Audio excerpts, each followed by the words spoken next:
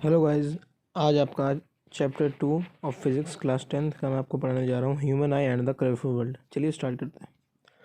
तो इसका मैं आपको थोड़ा सा इंट्रोडक्शन बता देता हूँ, चैप्टर में क्या पढ़ेंगे। देखिए, इसका दो पार्ट है, एक है ह्यूमन आई और एक है कलरफुल वर्ल्ड।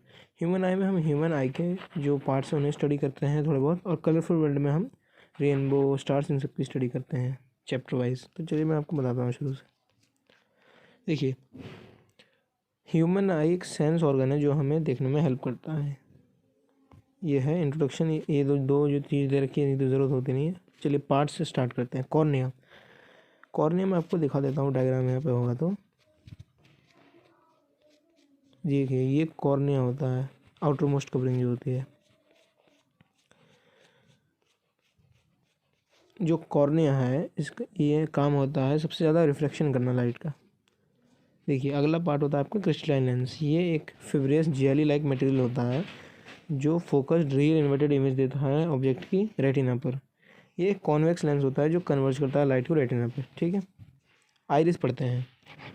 तो जो आइरिस है ये एक डार्क मस्कुलर डायफ्राम होता है जो कंट्रोल करता है साइज ऑफ प्यूपिल। ठीक है। अब देखते हैं प्यूपिल क्या है। प्यूपिल एक विंडो है आई की। ये एक सेंट्रल अपार्चर है आइरिस में। ये रेगुलेट करता है कि कितनी लाइट आँख में जा रही है, कितनी नहीं जा रही। ठीक है। रेटिना। रेटिना एक मेम्ब्रेन है जिसमें बहुत सारी सेंसिटिव सेल्स होती हैं और यहीं पे इमेज बनती है। ठीक है। अब देख लेते हैं फार पॉइंट। फार पॉइंट होती है मैक्सिमम डिस्टेंस जिस पे ऑब्जेक्ट आपको दिख जाता है दूर। नॉर्मल एडल्ट आई का जो फार पॉइंट है यानी दूर का, वो इन्फिनिटी होता है। ठीक है। अब देखते हैं नियर पॉइंट या least distance of distinct vision. Minimum distance at which objects can seen most distinctly without strain. Near point या least distance of distinct vision एक मिनिमम डिस्टेंस होता है जिस पर ऑब्जेक्ट्स दिख सकते हैं बिना किसी प्रॉब्लम के। ठीक है। नॉर्मल एडल्ट आई की जो नियर पॉइंट है वो 25 सेंटीमीटर होता है और ये इन्फिनिटी तक जाता है रेंजेस की। ठीक है। अगला है आपका power of accommodation. Power of accommodation आपके आई लेंस की एबिलिटी होती है उसकी फोकल लेंथ को एडजस्ट करने को। इसी को बोलते हैं हम लोग power of accommodation. Focal length silly muscles की मदद से चेंज की जा सकती है। ठीक है। फोकल लेंथ इंक्रीज होती है जब सिली मसल्स रिलैक्स होती हैं और लेंस पतले हो जाते हैं। ठीक है। फोकल लेंथ कम हो जाती है जब सिली मसल्स कॉन्ट्रैक्ट हो जाते हैं और लेंस थिक हो जाता है। ठीक, पढ़ लिया आपने। अब हम कुछ ह्यूमन आई के डिफेक्ट्स पढ़ेंगे। पहला डिफेक्ट है मायोपिया या नियर साइटेडनेस। जैसा कि हमें पता चल रहा है नियर साइटेडनेस, इसका मतलब होता है कि मायोपिया में किसी पर्सन को नियर बाय ऑब्जेक्ट दिखता है लेकिन दूर का ऑब्जेक्ट नहीं दिखता है और जो इमेज है वो रेटिना से पहले ही बन जाती है। ठीक है। अब देखते हैं मायोपिया के कॉज क्या होते हैं। इसके कॉज है excessive curvature of eye lens. ठीक। और सेकंड कॉज होता है एलोंगेशन ऑफ आईबॉल। अब इसका करेक्शन मैं आपको बता देता हूँ। करेक्शन इसका किया जाता है कॉनकेव लेंस के थ्रू। उससे अगर रेटिना से पहले बनती है इमेज, तो जब हम लोग कॉनकेव लेंस को यूज़ कर लेते हैं डायग्राम में, तो फिर इमेज इसकी रेटिना पे बनती है। जैसा कि आप देख सकते हैं डायग्राम यहाँ पे आपको दिया हुआ है। ठीक है। ये देखिए वाला डायग्राम, और ये बहुत इंपॉर्टेंट आ भी जाता है पेपर में करेक्शन, तो इसे आप ध्यान रखना। अगला डिजीज़ आपका हाइपरमेट्रोपिया या फार साइटेडनेस। इसमें आपको दूर का ऑब्जेक्ट दिखता है क्लियरली पर पास का नहीं दिखता है। ठीक है। इसके कॉज होते हैं कि फोकल लेंथ आई लेंस का बहुत बड़ा हो गया है और आई बॉल बहुत ही छोटा हो गया है। इसका करेक्शन किया जाता है कॉन्वेक्स लेंस के थ्रू। ठीक है। अगला होता है आपका प्रिज्बायोपिया। इसे बोलते हैं ओल्ड एज हाइपरमेट्रोपिया। इसमें ना पर्सन को पास का दिखता है ना दूर का दिखता है। ये बहुत ज़्यादा जैसे 50 के बाद ही आती है ये डिजीज़। इसका कॉज होता है gradual weakening of silly muscles और फ्लेक्सिबिलिटी को कम होना आई लेंस का। ठीक है। इसका करेक्शन किया जाता है आपका बायफोकल लेंस के थ्रू। ठीक है। अगला कि क्या आइस का एडवांटेज होता है फेस के पास में रखने से। इससे वाइडर फील्ड मिलती है, इससे हमारी एबिलिटी बढ़ती है फेंट ऑब्जेक्ट्स को देखने की, और इससे 3 डायमेंशनल व्यू मिलता है। ठीक है। अब देखते हैं reflection through a glass prism. देखिए, ए बी सी एक ट्रायंगल है। इसमें जो एंगल ए है या प्रिज्म है, तो इसमें एंगल ए को बोलते हैं एंगल ऑफ प्रिज्म। ठीक है। यहाँ से हमने पी ई एक इंसिडेंट रे की, तो हमने यहाँ पे एक नॉर्मल ड्रॉ किया, तो ये एंगल आई हो गई। ठीक। अब हमें पता है कि ये रेयर टू डेंस जा रहा है तो ये आएगा टुवर्ड्स द नॉर्मल, तो एक ई एफ हो गई आपकी रिफ्रैक्टेड है। ठीक है। अब ई एफ जब दोबारा निकलेगी तो वो जाएगी अवे फ्रॉम द नॉर्मल, तो एफ एस आपका इमरजेंट रे है, और आपका angle E angle of emergency है, जैसे हम देख सकते हैं, ठीक है। और एंगल डी ये एंगल ऑफ डेविएशन बोलते हैं। यहाँ क्या करते हैं, जो आपकी पी ई है, जो इंसिडेंट रे, इसी को आगे एक्सटेंड करते हैं, और जो आपका इमरजेंट रे है एफ एस, उसे पीछे एक्सटेंड करते हैं। तो जहाँ पे दोनों मीट करते हैं वो बन जाता है एंगल डी, इसे बोलते हैं एंगल ऑफ डेविएशन, ठीक है। चलिए अब हम लोग देखते हैं डिस्पर्शन ऑफ वाइट लाइट। ये देखिए ग्लास प्रिज्म है, इसमें वाइट लाइट की बीम हमने डाली, तो ये 7 कलर्स में स्पेक्ट्रम में डिवाइड हो जाती है, ठीक है। स्पेक्ट्रम होता है band of 7 colours form due to dispersion of white light, ठीक है। और ये विप क्योर होता है violet, indigo, blue, green, yellow, orange, red, ठीक है। रेड सबसे कम डेविएटेड कलर होता है क्योंकि इसकी सबसे ज़्यादा वेवलेंथ होती है। वॉयलेट सबसे ज़्यादा डेविएटेड कलर होता है, इसकी सबसे छोटी वेवलेंथ होती है स्पेक्ट्रम में, ठीक है।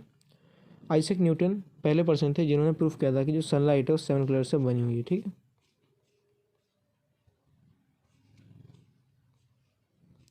अब आपको पढ़ना है रिकॉम्बिनेशन ऑफ वाइट लाइट।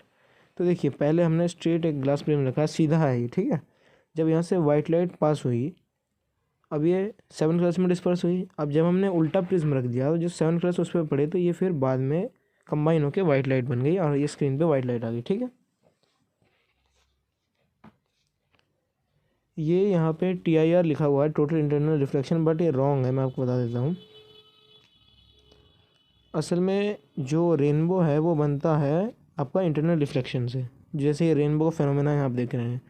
देखिए जब जो टाइनी ड्रॉपलेट्स होती हैं रेन ड्रॉप्स की, जब उन पे लाइट पड़ती है सनलाइट, तो वो एक स्मॉल प्रिज्म की तरह एक्ट करते हैं और फिर वो 7 कलर्स में बढ़ जाते हैं और हमें लगता है कि रेनबो बन गया। और हमेशा आप ध्यान रखेंगे कि रेनबो है हमेशा अपोजिट बनता है सन के, ठीक है।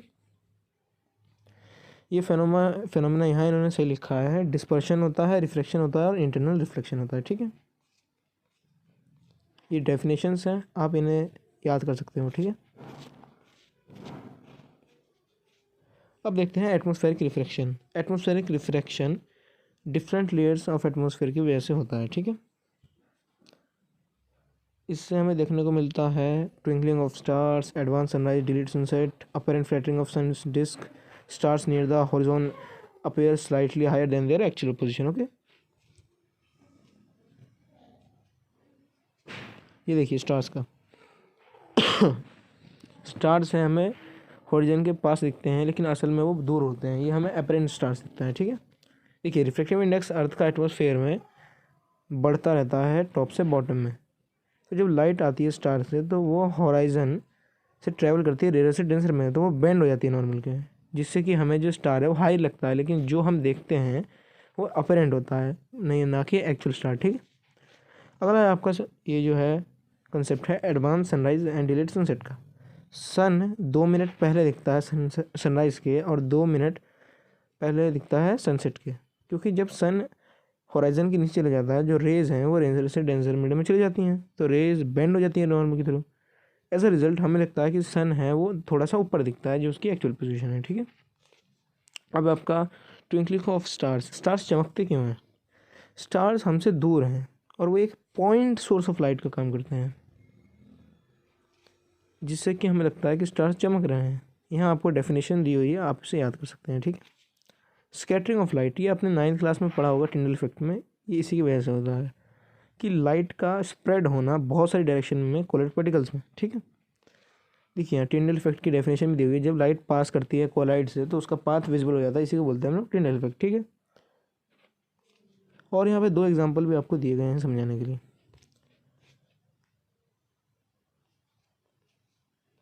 अब देखते हैं कि जो रेड कलर है उसका ज़्यादा यूज़ क्यों किया जाता है। ये क्वेश्चन में आ जाता है पेपर में कि रेड कलर कहाँ यूज़ क्यों जाता है, डेंजर साइन में या आपका स्टॉप वगैरह में। तो देखिए रेड सबसे कम स्कैटर कलर है और ये बहुत ही लीस्ट स्कैटर होता है फॉग या धुएं से, इसीलिए बहुत दूर तक भी दिख सकता है, इसलिए डेंजर साइंस को रेड कलर में बनाया जाता है, ठीक है। अगला ये आ जाता है क्वेश्चन की जो कलर है स्काई का वो ब्लू क्यों दिखता है क्लियर डे पे। तो जो अपर लेयर होती है एटमॉस्फेयर की, उसमें बहुत ही फाइन पार्टिकल्स होते हैं वाटर वेपर्स के और गैसेस के, तो ये पार्टिकल्स हैं बहुत ही effective scattering of light of shorter wavelength में करते हैं, जिससे कि ब्लू दिखता है लार्जर वेवलेंथ से, इसलिए स्काई हमें ब्लू दिखता है। ठीक है, देखिए appearance of sky to an astronaut in the space, जो स्काई है वो काला लगेगा एस्ट्रोनॉट को, क्योंकि स्पेस में स्कैटरिंग प्रोमिनेंट नहीं हो पाती इतनी हाई एल्टीट्यूड पे, क्योंकि वहाँ पार्टिकल्स नहीं होते। ठीक है, क्लाउड्स वाइट क्यों दिखते हैं? क्लाउड्स वाटर वेपर से फॉर्म होते हैं और वाटर वेपर्स कंडेंस होते हैं, form water droplets due to the larger size of droplets. Okay, all colours of light are scattered and clouds appear white. ठीक है, अब देखते हैं colour of light appear red during sunrise and sunset.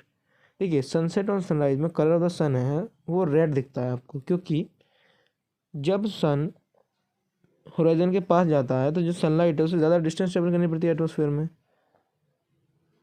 इसकी वजह से जो most of the blue light होती है शॉर्टर वेवलेंथ की वो स्कैटर अवे हो जाती है पार्टिकल्स के थ्रू।